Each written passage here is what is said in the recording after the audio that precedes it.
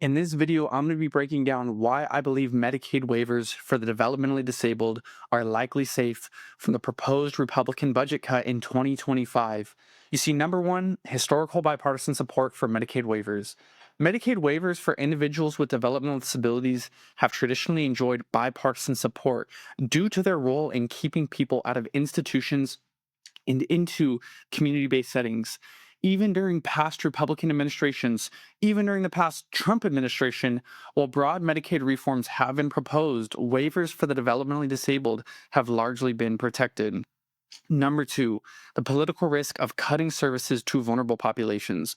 You see, cutting funding for individuals with developmental disabilities is politically unpopular across party lines. Lawmakers from both parties understand that these cuts could lead to significant backlash from advocacy groups, families, and bipartisan constituents, which we are already seeing.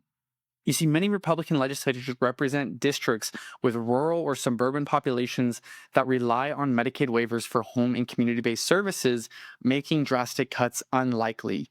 Number three, state level control over Medicaid waivers.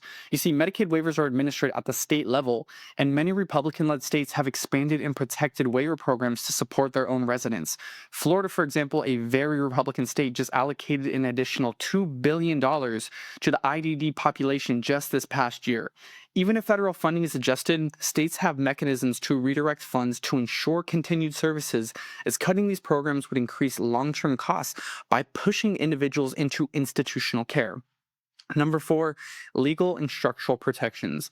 You see, Medicaid waivers for the developmentally disabled population fall under federal protections, including the Olmstead decision of 1999, which mandates that individuals with disabilities have the right to receive care in the least restrictive setting. Cutting these waivers could lead to legal challenges that make it difficult for lawmakers to follow through with severe reductions. Number five, recent budget negotiations suggest, honestly, a focus elsewhere.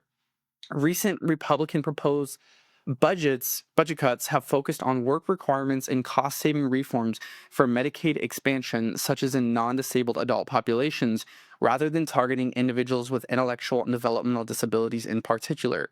You see, the primary targets for cuts appear to be administrative spending and fraud prevention initiatives, not core waiver services.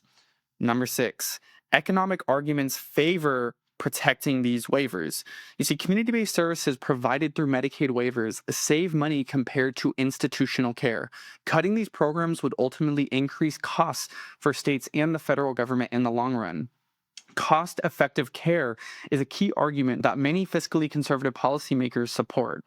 Okay, so here's my final thoughts. While it's natural to be concerned when budget discussions arise, Medicaid waivers for people with developmental disabilities are historically one of the most politically protected and legally entrenched aspects of the Medicaid program.